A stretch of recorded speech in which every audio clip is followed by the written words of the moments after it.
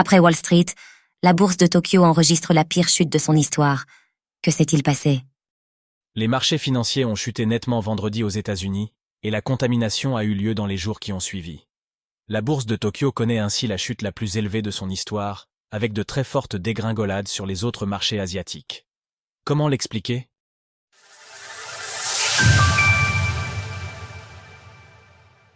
La bourse de Tokyo dévisse cette nuit. Les marchés asiatiques ont clôturé très nettement dans le rouge cette nuit, en particulier la bourse de Tokyo. L'indice phare Nikkei a dégringolé de 12,4% sur la journée, et le Topix a suivi l'exemple avec 12,2%. La bourse de Tokyo n'avait jamais connu une journée aussi noire. De leur côté, les bourses de Taïwan et de Séoul ont également clôturé en nette baisse. L'indice majeur de Corée du Sud, le KSPI, a dégringolé de 8%, et son homologue taïwanais, le TAIEX, a reculé de 9,6%.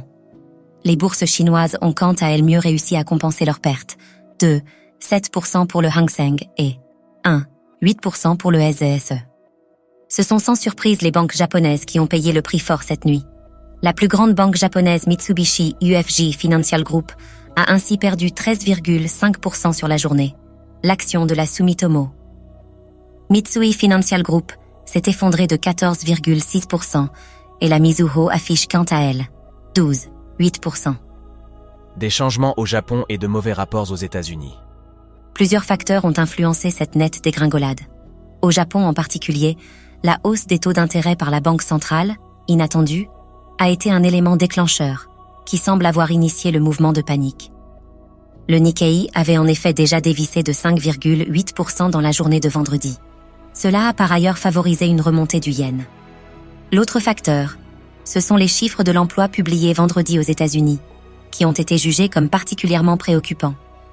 Les craintes d'une récession ont fait plonger Wall Street vendredi dernier, et les remous se sont poursuivis ce lundi. À cause des chiffres du chômage peu rieurs, les investisseurs s'attendent en effet désormais à ceux que la Fed timbre. Pourtant, l'éventualité inverse nourrissait l'optimisme sur les bourses jusque-là, les États-Unis apparaissant comme résilients. À cela s'ajoutent les tensions au Moyen-Orient, qui ont connu une escalade ces derniers temps.